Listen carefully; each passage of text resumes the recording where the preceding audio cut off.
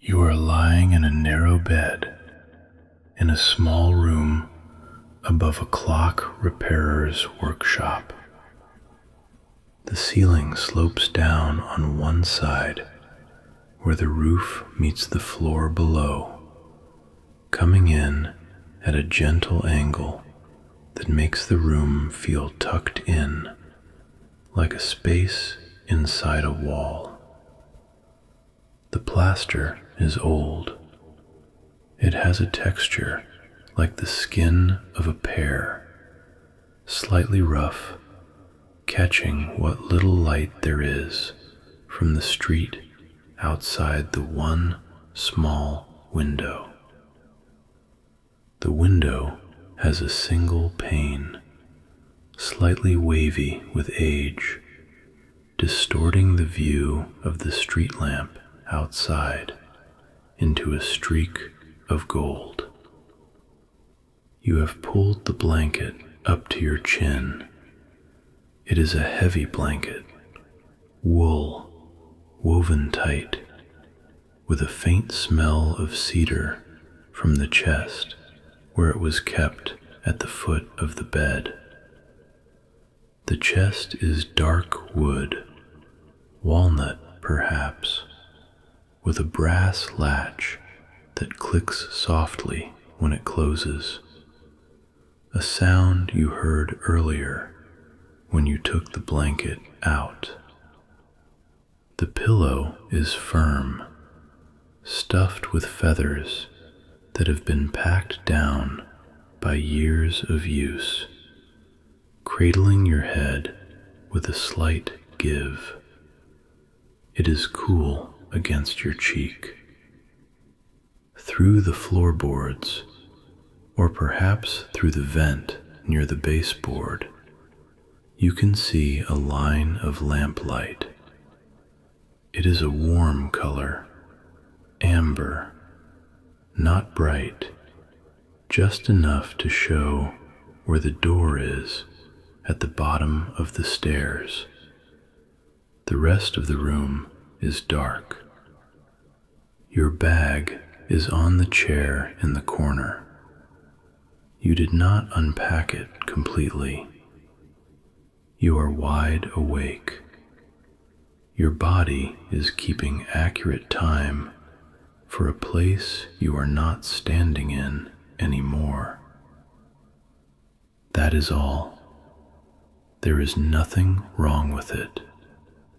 It is simply doing its job, keeping faith with the sun that is shining somewhere else, maintaining the rhythm it learned. Downstairs in the workshop, nothing is late. If these nights are any use to you, you are welcome to subscribe. Perhaps tomorrow, when you are awake. There is nothing you need to do now. Nobody minds the bag. Nobody is waiting for you to finish. The night does not need you to be organized. It holds you anyway.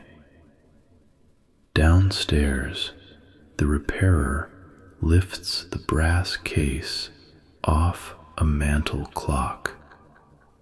He sets it on green felt. The felt is worn thin in the center, pressed soft by 1,000 cases before. He does not hurry. He understands that sitting up with something does not make it move faster.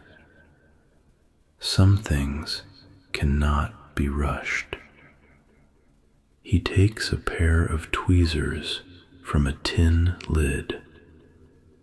The tin sits next to a small glass dish of oil and a glass of water, slightly cloudy from the pipes. The oil is pale, almost clear, refined for clockwork, with a viscosity that holds to metal. He lifts a gear no bigger than a fingernail, the escape wheel. He holds it to the lamp. Light catches the teeth, small, bright lines, each one perfect, each one necessary, machined by hand a century ago. He looks for a long moment. He turns it slightly, checking the arbor, the pivot, looking for wear. He looks at the hole where the pivot sits. Then he sets it down on the felt, exactly where it was, with a small, soft click of metal on wood. You hear him moving. Not words, just the small sounds of his work. A drawer sliding open on wooden runners waxed smooth.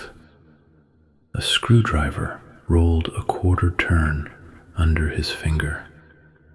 The soft click of a latch as he opens another clock's case, just to look inside, to check if the minute hand clears the hour hand. He is occupied. He does not know you are awake. He does not need to know. He is finishing the last hour of his day, and the work fills his attention completely. He is not lonely. He is not waiting. He is not hoping for sleep or fearing the night. He is simply doing what is in front of him, at the pace the work requires, letting each action take the time it takes. He picks up the loop, metal eyepiece on a stand, or perhaps held to his eye with a leather strap around his head. He looks through it at the movement. His eye is magnified, the iris large behind the glass. He sees the pivot holes, the jewels, the small amount of oil he placed earlier. He sees dust, a mote on a gear. He lifts a pithwood stick, white and soft, and touches it to the pivot, rotating gently to clean residue. The wood is absorbent, taking old oil and dust away. He removes the stick. He looks again. The pivot is clean. He nods, satisfied, a small private movement that needs no witness. He sets the loop aside on the bench, heavy brass and glass. The blanket on your chest is wool. It scratches pleasantly against your chin, slightly coarse against your skin, dense and warm. You can turn onto your side if you want. You can stay on your back, or you can lie still. You can smell the linen case, soap and sleep, air-dried on a line in a garden you have not seen. The repairer picks up the oiler, thin metal tube with a fine needle at the end, held in a wooden handle, smoothed by years of holding, darkened by oil from his skin, polished by his palm. He touches it to a pivot on the movement. the arbor of the center wheel. Just a touch, a tiny point of oil appears, a small sphere catching light, enough to lubricate without gathering dust, enough to last for years if applied correctly. He lowers the oiler back into the dish. He turns the movement over under the lamp.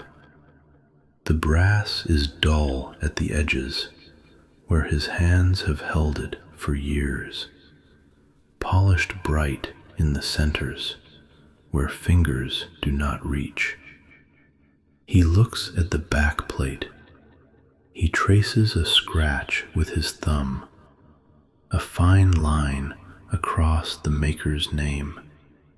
He does not try to fix it. It is old. It is part of the clock. It does not affect the timekeeping. It is history. He sets the movement down and pushes his chair back. It creaks once, small wooden sound that settles into the floor and rises through the ceiling to you. On the wall behind him, clocks, many clocks. A Vienna regulator with a long pendulum swinging slowly, methodically, its beat steady, case dark wood with inlay. A cuckoo clock with weights hanging still, chains slack, bird silent behind its door, carved from wood, painted. A small carriage clock on a shelf, case gleaming where lamplight hits glass and brass columns, handle folded down. A schoolhouse clock with round face and Roman numerals, pendulum stopped. A banjo clock with painted throat, showing a ship at sea, gilded frame reflecting the lamp. They do not agree. Some stopped, hands frozen at different hours. 12, 3:17, 6:45. One runs 10 minutes fast, another slow by half an hour. One ticks steadily, soft beat like a heart through a wall. Another silent, mainspring run down, hands unmoving, waiting for the key. None is wrong. Setting them right is slow work, patient work, daylight work. Requires good light, steady hand, clear head. Cannot be hurried. Does not need anyone sitting up with it. They will keep their own time until morning, and in the morning, if he chooses, he will adjust them. Or he might not. They are not late. Nothing in here is late. They are simply keeping the time they have been set to, or the time they have wound down to, and that is acceptable for now. You can feel the warmth rising through the pipes, gentle warmth from the workshop below, circulating through radiators, hissing softly. The lamplight stays steady under the door. The room is warm. The night is long. It does not need to be filled. It simply holds you. The repairer stands up from the bench. He walks to the window. He does not look out at the night. He draws the curtain across instead. Heavy fabric, faded blue, thick enough to block the dark. Woven wool smelling slightly of dust and age. He pulls it slowly, evenly, with steady hand, until the window is covered and the lamplight is the only light in the room. Then he walks back to the bench. His shoes make soft sound on floorboards, a scuffing that is not loud. He sits down. The chair accepts his weight with a small sigh. He picks up a cloth, folded small, and wipes his hands. Clean but stained with oil at center. Dark marks that never quite wash out, ground into fibers. He folds it again and lays it on the corner of the bench, within easy reach, square of white against dark wood. He picks up the glass of water and drinks, a small sip, then sets it down. Glass touches wood with a clink. You shift under the blanket. The wool moves with you, settles again. You are still awake. That is fine. The repairer is still working. His presence is below you, occupied, unhurried, asking nothing. You do not need to sleep for him. You do not need to pretend. The night holds you both, separately, together in the same house. The same warmth, the same unhurried dark. He reaches for a screwdriver with wooden handle, flat head fitting screws on the back plate.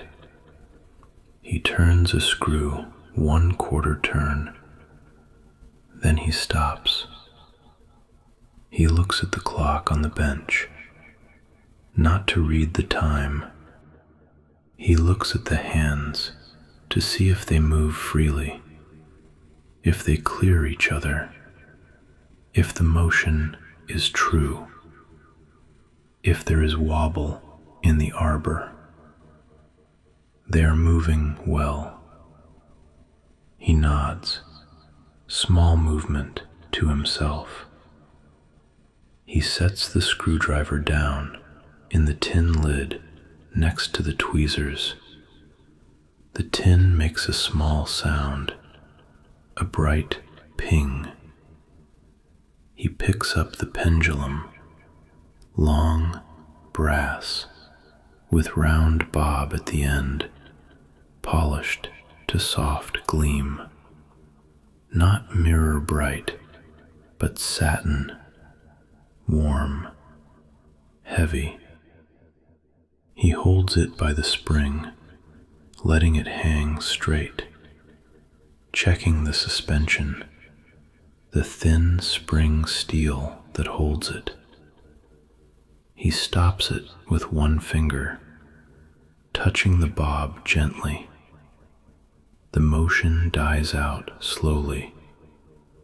One swing, two, the arc getting smaller, then stillness. He lays the pendulum on the felt beside the case, parallel to the edge of the bench, safe where it will not roll. It is quiet now. The movement is exposed, its guts open to the air. the plates standing apart on their pillars. The gears are still. He looks at them. He could work on them now.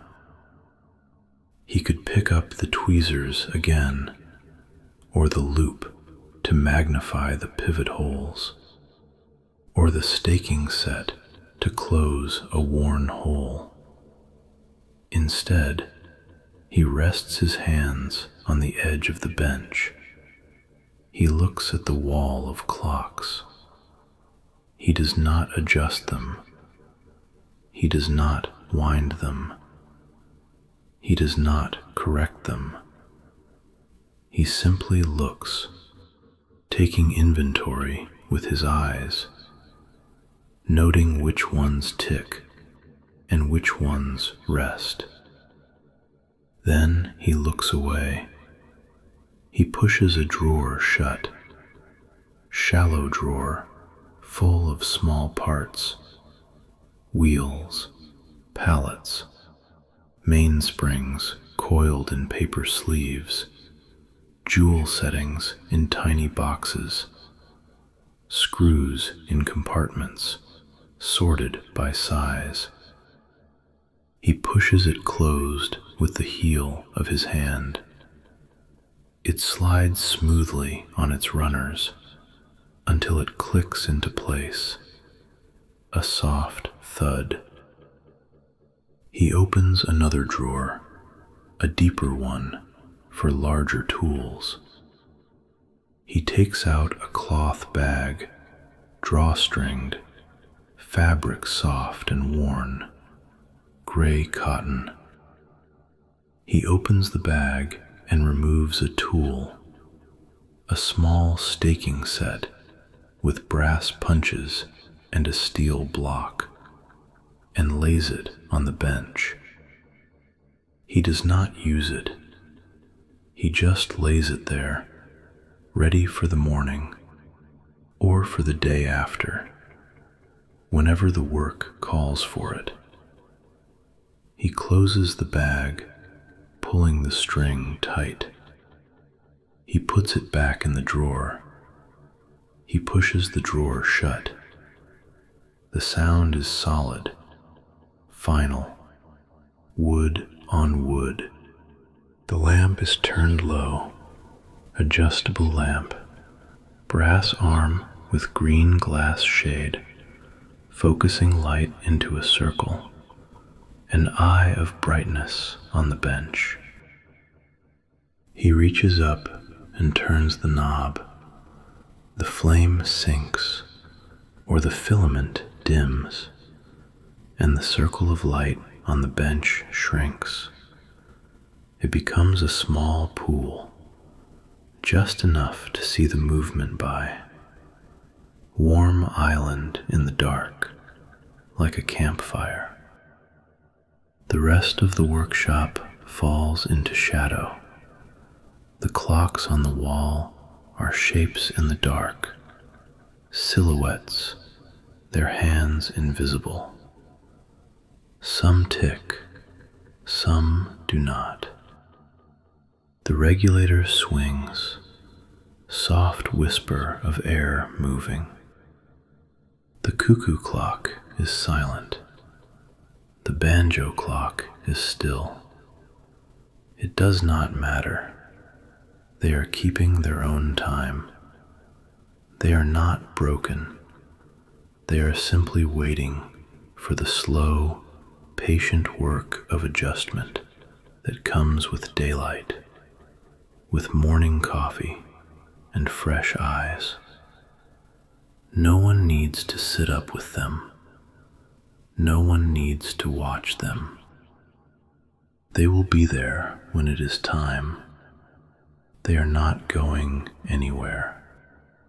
He picks up the cloth again. He unfolds it carefully, spreading it flat on the bench, a white square. He folds it differently, in thirds, then in half, making a neat rectangle. He lays it over the movement on the bench, The cloth is soft, yellowed cotton, washed many times, thin in the center. It covers the brass, the gears, the oil he placed. He does not tuck it in tight. He just lays it there, loosely, like a sheet over a sleeping person, a drape that protects from dust. The clock is half finished. It will stay half finished until he comes back. That is not a problem. The work waits. It does not hurry. It does not need completion tonight. It will keep until he is ready. The parts will not rust. The oil will not dry. It is safe under the cloth. He stands up. He pushes the chair in. Soft scrape against floorboards that echoes slightly in the quiet room, then dies away. He walks to the door. He pauses there. You can see the shadow of his feet under the door, dark against the line of light. Two dark shapes that do not move for a moment. He reaches up.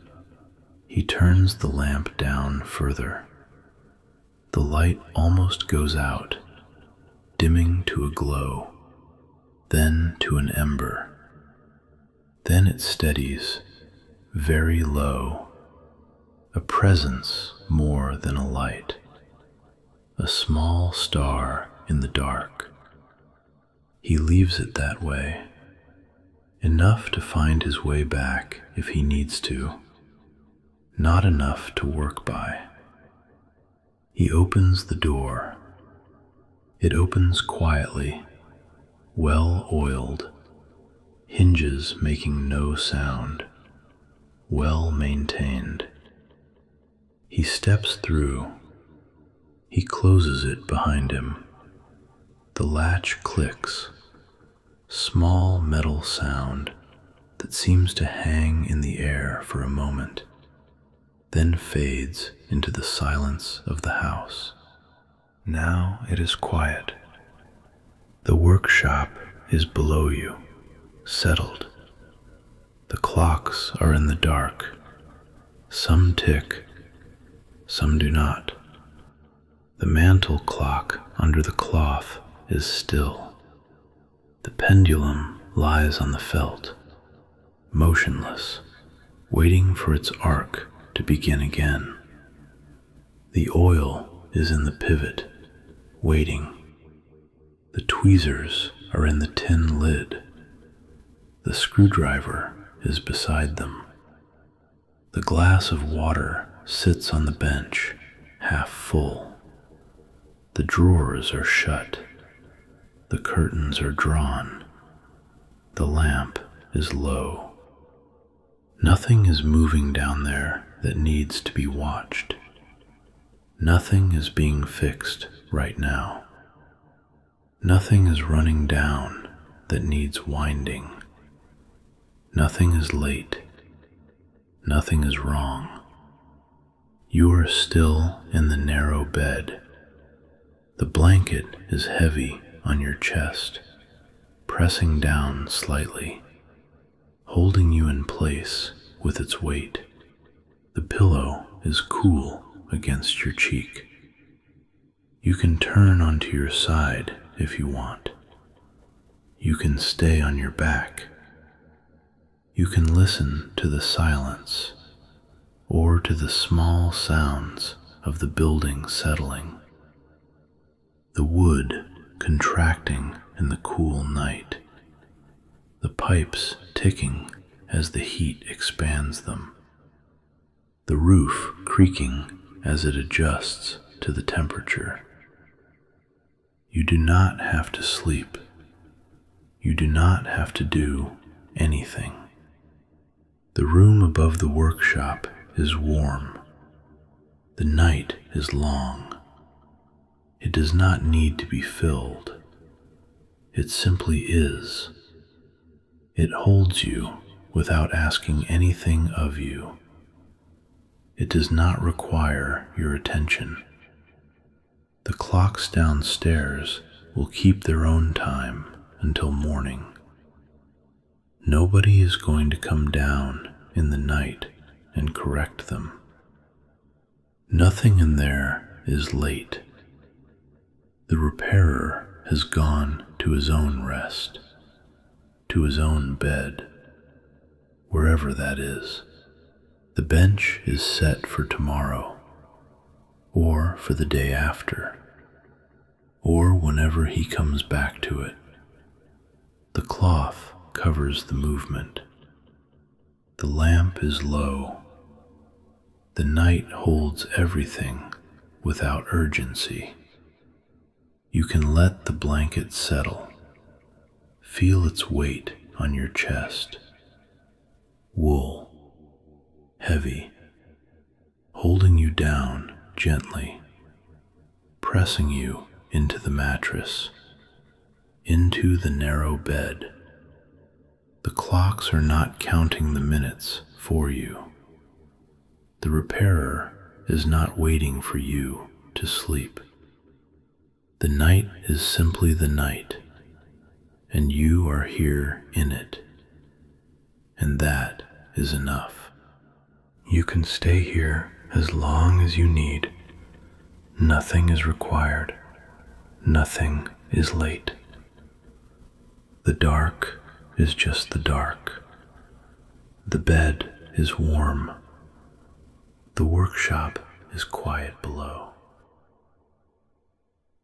The cedar smell in the wool, faint now, distant, a memory of storage and waiting. The pillow against your cheek, cool, then warm, where your skin touches it, your skin and the linen, and sleep. You might feel yourself sinking, not falling, sinking, slow, into the mattress, into the warmth, into the dark that is just the dark. The slope of the ceiling above you. You do not need to look at it. You know it is there, tucked in, a pocket of shelter beneath the roof. The street lamp outside, gold through wavy glass. You do not need to see it. You know it is there. Somewhere below, a clock ticks, or does not tick. It does not matter. Nothing is wrong either way. The pipes, warmth in them, hissing, soft, so soft. Nothing minds. The repairer, asleep somewhere, or reading, or simply lying in his own dark, not thinking of you, not waiting. The clocks, keeping their own time, wrong time, right time, stopped time, all of it fine, all of it held. You do not need to listen anymore. You do not need to follow. The voice will continue, soft, softer, saying nothing important, nothing you need to catch, just sound, warmth, weight. The blanket, The bed, the dark. Nothing is late. Nothing